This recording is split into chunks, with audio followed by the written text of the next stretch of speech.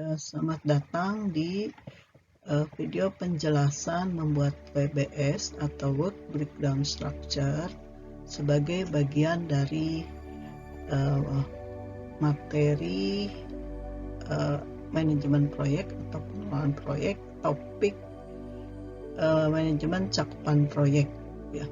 Nah, di penjelasan ini diharapkan itu tercapai untuk memahami tentang work breakdown structure, kemudian mengerti berbagai teknik membuat WBS ya, tekniknya, jenisnya, cara pembuatannya, kemudian mengenal bentuk-bentuk WBS atau format pembuatan WBS dan mampu membuat WBS suatu proyek dari berbagai metode atau model proses pengembangan. Nah, kita lihat dulu pertamanya. WBS adalah pengelompokan berorientasi pekerjaan. Jadi di sini bentuknya nanti berupa daftar ya, daftar pekerjaan yang terlibat dalam proyek yang mendefinisikan ruang lingkup total proyek. Jadi penjelasan semua kegiatan yang ada di proyek. Nah, WBS adalah sebagai dokumen dasar yang menyediakan dasar untuk perencanaan dan pengelolaan jadwal proyek, biaya, sumber daya, dan perubahan. Jadi berdasarkan WBS itu bisa menentukan jadwal ya, biaya, sumber daya, dan juga bila terjadi perubahan. Sumber daya di sini bisa saja orang ya, SDM, bisa juga material. Kalau di proyek infrastruktur, material itu kan ada pasir, batu, kayu. Bagaimana kalau di proyek SI? Materialnya bisa saja berupa dokumen atau media ya.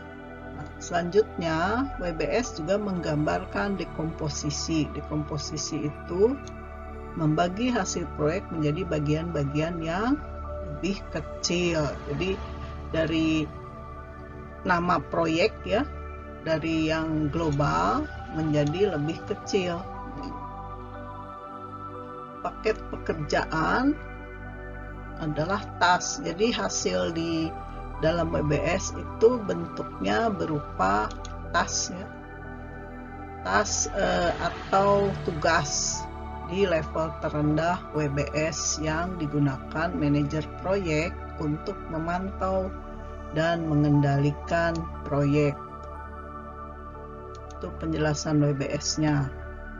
Kemudian, nah sekarang kita lihat gambarannya ya. Karena WBS adalah berbentuk hierarki, diagram hierarki ya. Jadi sifatnya berjenjang, mulai dari ini nama proyek.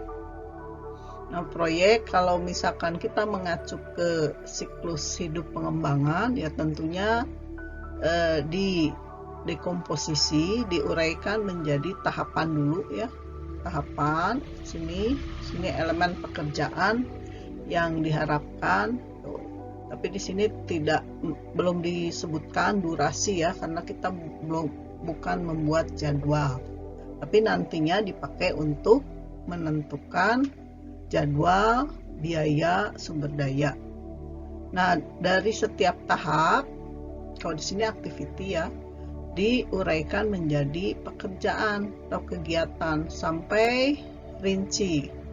Nah, di level bawah ini biasanya kita sebut task atau tugas. Jadi nanti penugasan itu berdasarkan ini WBS level terendah ya untuk SDM. Termasuk durasi dan biaya juga bisa ditentukan berdasarkan WBS level terendah. Nah, untuk yang di gambaran atas pertama, biasanya kita mengacu juga ke cakupan dari pekerjaan ya. Nah, ini isinya fungsi-fungsi. Kalau di sistem informasi adalah requirement fungsional, jadi kebutuhan fungsional dari proyeknya. Nah, penjelasan WBS lebih lanjut ya, yaitu menggambarkan daftar hierarki dari kegiatan pekerjaan proyek. Jadi dibuat secara hierarki ya, berjenjang, seperti apa bentuk daftar isi gitu ya. Kalau bentuknya outline. Nah, di sini ada dua jenis format atau bentuk. Ke outline yaitu format indentasi ya, seperti daftar isi, dan atau format ini diagram pohon ya, seperti halnya struktur organisasi. Nah, selanjutnya penggunaan untuk yang di outline maupun di yang graphical ya, yang grafis, itu gunakan kode desimal bertitik ya. Biasanya untuk yang level atas itu dikasih kode 0 atau langsung aja 1, 2, 3 seperti itu.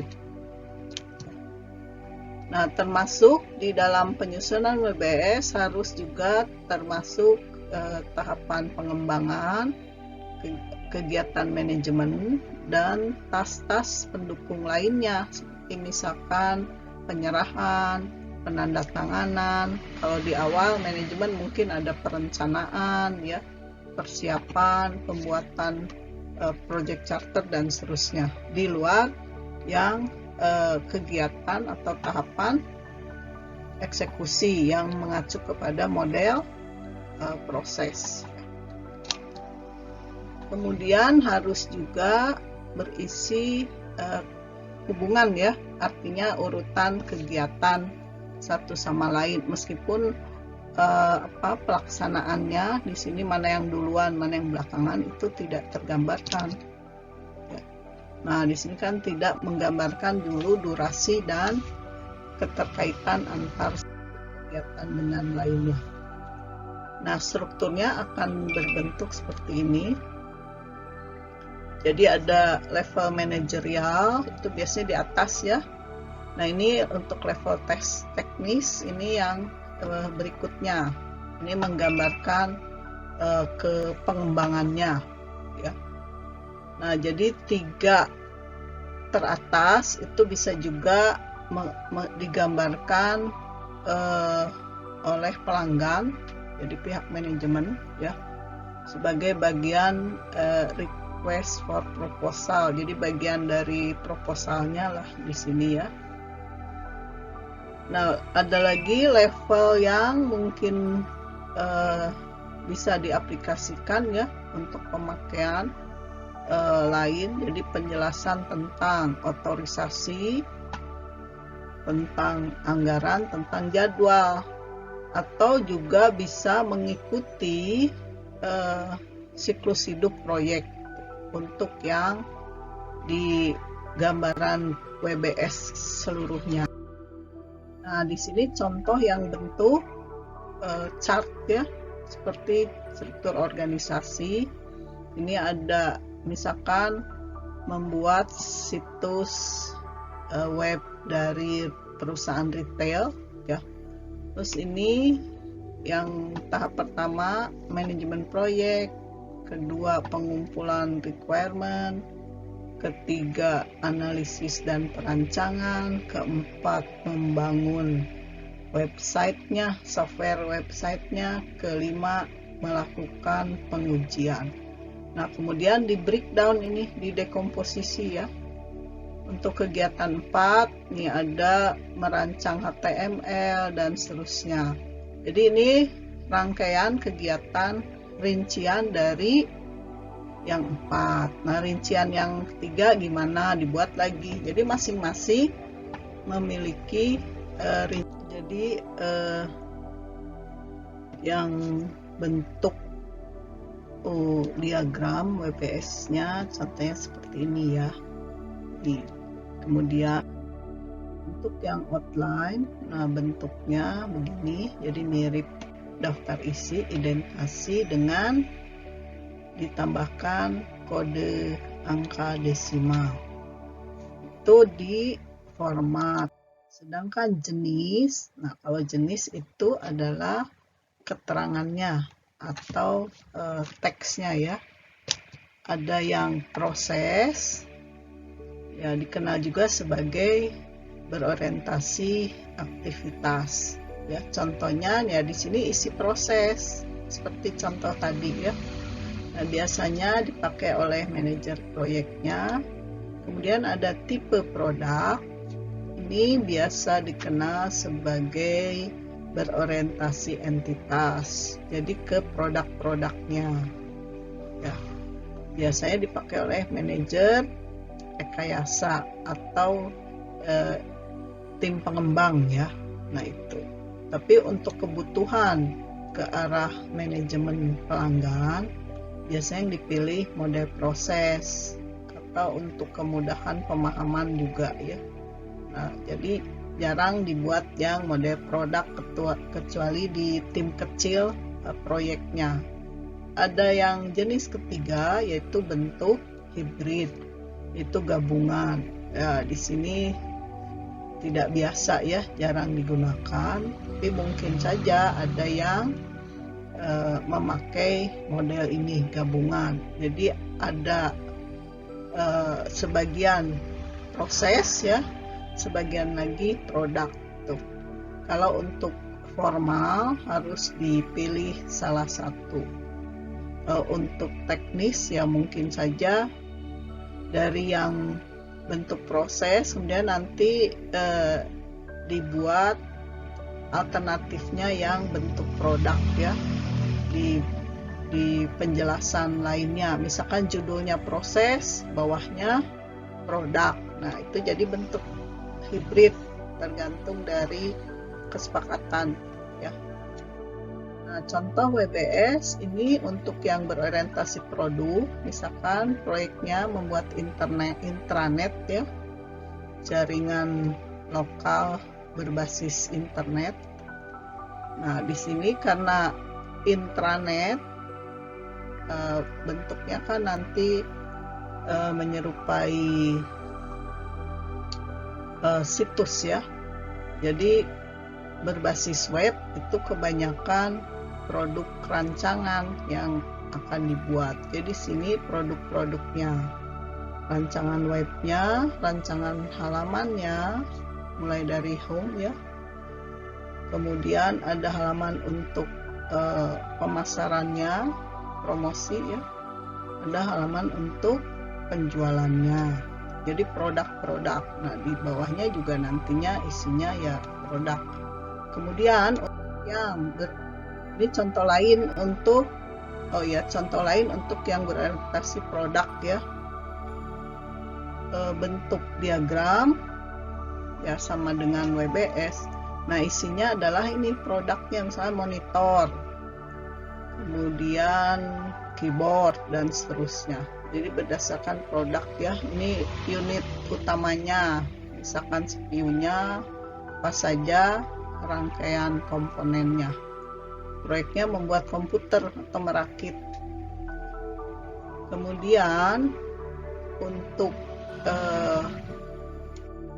contoh lainnya yang berorientasi proses ya, misalkan proyek tadi intranet, ini kegiatannya mulai dari konseptual, perancangan, pengembangan, kemudian masa transisi ya, penyerahan, roll out tuh. Jadi penggabungan menuju ke penyerahan ke pelanggan. Terus ada dukungan. Nah, ini level 2 di sini adalah dekomposisi atau penjabaran dari tahap konsep. Nah, konsep ya, mulai dari mengevaluasi sistem yang sekarang berjalan, menentukan requirement, menentukan ini fungsionalitas yang spesifiknya, menentukan pendekatan manajemen risiko, kemudian membuat rencana proyek, dan mengarahkan tim pengembang. Nah, kemudian dirinci lagi untuk proses, misalkan ini menentukan requirement ya. Ya, di sini mulai dari user requirement, menentukan kontennya, menentukan sistem requirement-nya, menentukan nanti ke pemilik servernya. Jadi isinya berupa daftar proses yang wajib. Nah, dalam bentuk format ya tinggal diterjemahkan aja masing-masing judul diagram ke bentuk tabular, format tabular ya, atau outline. Nah, kalau di Microsoft Project WBS itu muncul di Gantt chart ya, di dalam pembuatan Gantt chart. Ini contoh yang tadi outline ya. Nah, nanti di Gantt chart sini menunjukkan durasi, waktu, dan hubungannya. Ini nantinya menggambarkan jadwal. Jadi jadwal itu ngambilnya dari sini WBS. Nah, jenis tahapan atau WBS lain, kalau tadi kan berdasarkan proses pengembangannya ya. Nah, ini berdasarkan siklus hidup proyek atau project life cycle. Di sini kan ada tahapan initiating, planning, executing. Nah, isinya apa? Ini tentunya berlaku untuk semua jenis proyek. Kalau di proyek pengembangan, sebetulnya yang seperti ini tidak disarankan ya, karena tidak jelas ininya tahapan kegiatannya. Memang di sini disebutkan kalau web ya ada nih untuk executing. Itu kan ada menggunakan berbagai model proses ya. Nah, di sini karena fokusnya tadi ke web, jadi ya desain ya, membuat web, dan seterusnya. Itu contoh untuk yang berorientasi ke project life cycle. Tapi di bagian executing bisa menyesuaikan dengan model proses. Nah, untuk membuat WBS-nya ada beberapa panduan ya. Dengan panduan dari organisasi, misalkan perusahaan mempunyai pedoman. Nah, bisa juga berdasarkan analogi, lihat dari proyek yang serupa, dari proyek yang pernah ada gitu ya. Nah, kemudian secara teknis bisa dibuat pendekatan top down mulai dari item terbesar, misalkan judul proyek ya, kemudian di breakdown, atau dari yang paling bawah mulai dari rincian kegiatannya, kemudian dikelompokkan ke atas sampai kita bisa membuat daftar berjenjangnya. Nah, yang kelima, mungkin ini yang tidak menggunakan metodologi yang terstruktur ya. Jadi mind mapping tuh ya ditulis acak. Semua task bisa dibuat secara non-linear ya, contohnya ini. Jadi ini ada proyek, apa saja kegiatan utamanya, task utama, dia bikin cabang-cabang, kemudian nanti dipecah lagi. Nah, yang pertama tentunya ininya dulu ya, main tasknya dulu, tugas-tugas utama, terus dipecah-pecah. Mungkin ada deliverable ya, yang harus disampaikannya apa, sehingga kita bisa menggambarkan tugas-tugasnya. Prinsip dasar di WBS adalah setiap unit kerja hanya bisa muncul sekali. Jadi task tadi ya, pekerjaannya. Isi sebuah item dalam WBS merupakan rangkuman item di bawahnya. Jadi yang judul di atas itu rangkuman. sebuah item WBS merupakan tanggung jawab seorang individu, karena nanti kan dijadikan sebagai alokasi ya untuk pekerjaannya. Terus harus konsisten dengan cara kerja tim. Anggota tim proyek harus terlibat dalam menyusun. Jadi semua anggota sebaiknya terlibat, karena mungkin ada yang kurang sesuai dengan pekerja jenis tugasnya ya.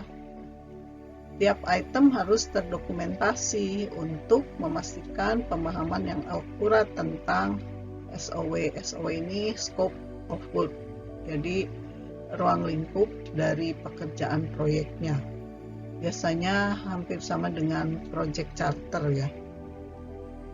Nah, WBS juga harus fleksibel terhadap perubahan, sekaligus dapat mengelola kontrol kerja proyek berdasarkan pernyataan lingkupnya. Jadi bisa saja ada perubahan, tapi perubahannya tidak disarankan terlalu drastis ya.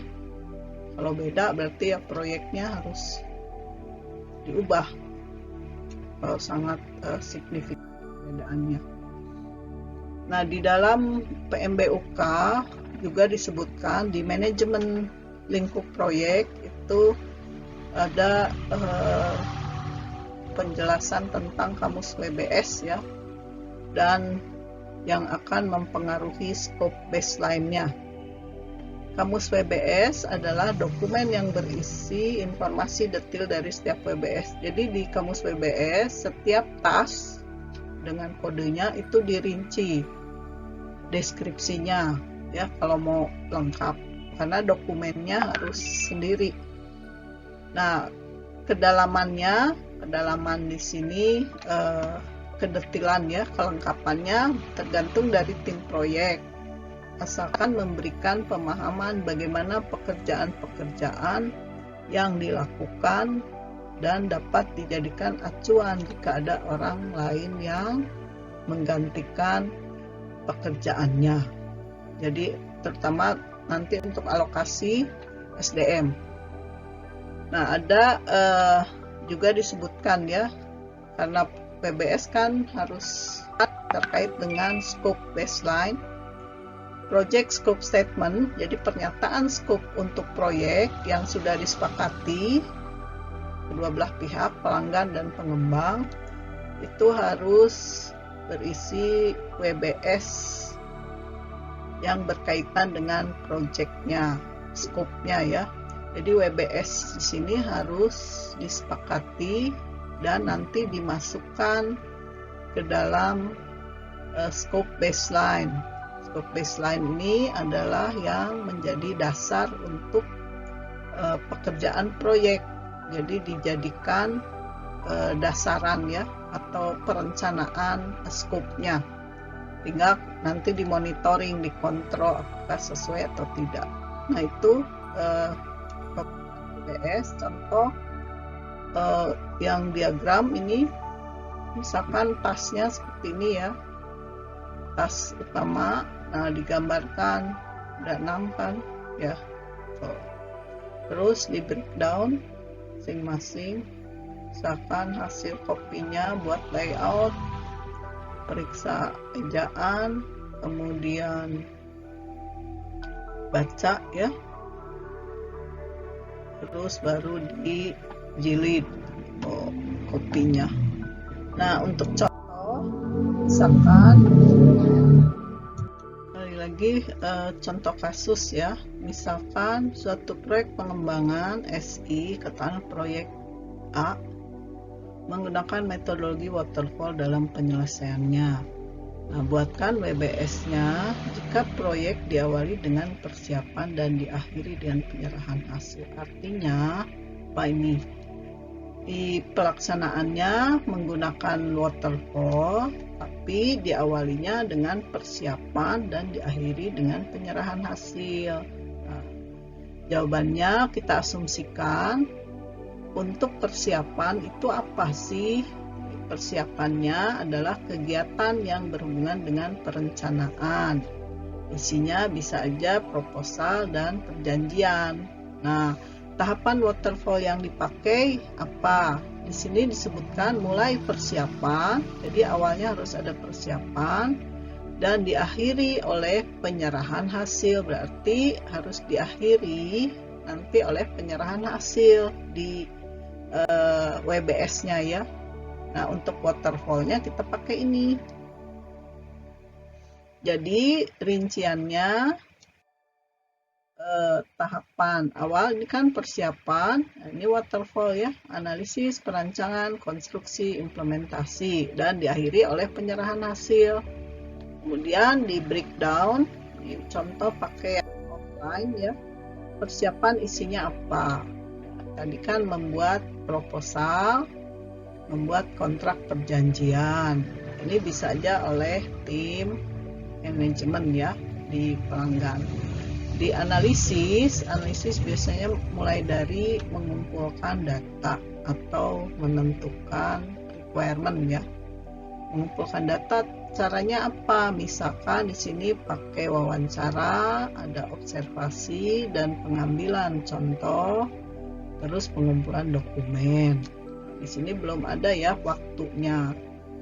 Yang kedua adalah mengidentifikasi kebutuhan sistem ya, dari hasil wawancara dan seterusnya. Ini pengumpulan data, disusun kebutuhan sistemnya yang berdasarkan fungsional, fitur ya nanti, dan non fungsional ke kualitas.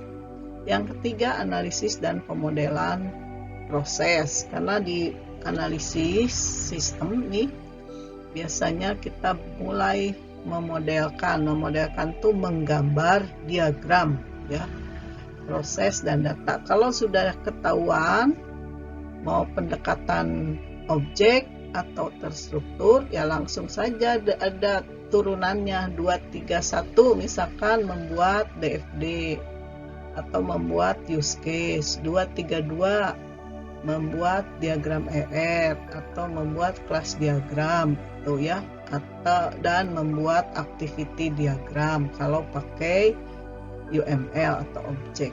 Jadi ini bisa di breakdown lagi. Nah, tidak lupa yang terakhir ini untuk memastikan hasil analisisnya sesuai dengan yang diminta oleh pelanggan atau user. Nah, harus ada konfirmasi ya, bisa aja berupa pertemuan atau rapat ya. Selanjutnya perancangan terdiri dari hasil analisis dievaluasi dulu, mungkin ada perubahan ya. Nah, setelah itu baru membuat perancangan proses, bisa menggunakan perancangan arsitektur, itu proses apa saja atau modul-modul apa saja yang perlu dibuat. Kemudian baru perancangan tabel atau database ya. Terus perancangan interface untuk antarmuka. Nah, kemudian ada lagi ini untuk pelaporan kemajuan, konfirmasi hasil perancangan. Nah, kalau sudah sesuai baru diterjemahkan ke bentuk pemrograman ya, yaitu di tahap konstruksi. Pemrograman kalau belum tahu pakai bahasa apa ya cukup ditulis seperti ini. Kemudian tidak lupa juga diuji programnya, artinya yang menguji pihak pengembang ya. Yang 6, instalasi hardware dan software. Install dulu, ini pasti ada waktunya, ada kegiatannya. Kemudian uji coba dan pelatihan. Nah, ini mungkin uji coba sistem juga melibatkan si user ya, atau pihak independen lain. Nah, terakhir adalah penyerahan hasil sesuai dengan tadi deskripsi proyeknya. Ada penyerahan hasil, isinya apa? Pembuatan dokumen, presentasi, dan pengesahan. Nah, jadi ini pengesahan itu harus ada serah terima ini ya, produk. Jadi ada berita acara. Nah, itu contoh waterfall sesuai dengan deskripsi. Waterfall mungkin juga dibuat dengan alternatif seperti ini, seperti yang ada di model proses ya. Ada tahapan komunikasi, penyerahan, perencanaan, maksud saya perencanaan ya, pemodelan, konstruksi, dan penyerahan. Ini masing-masing dijabarkan lagi, diuraikan lagi. Komunikasi apa? Biasanya kan melakukan pengumpulan data ya, sama. Terus dari pengumpulan data direncanakan buat jadwalnya, timnya, siapa saja. Terus baru bikin model analisis dan model perancangan gitu. Terus baru dibuat program sambil diuji. Nah, waktu penyerahan ini deploy, diinstalasi ya, sama evaluasi. Kalau misalkan ada masukan ya nanti akan kalau siklus ya balik lagi.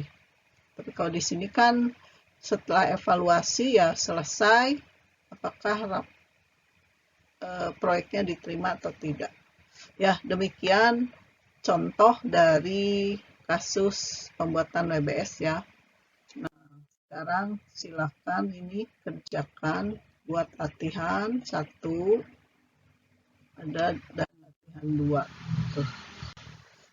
Oke, demikian penjelasan dari materi pembuatan WBS ya. Semoga bisa dipahami dan bisa bermanfaat. Terima kasih.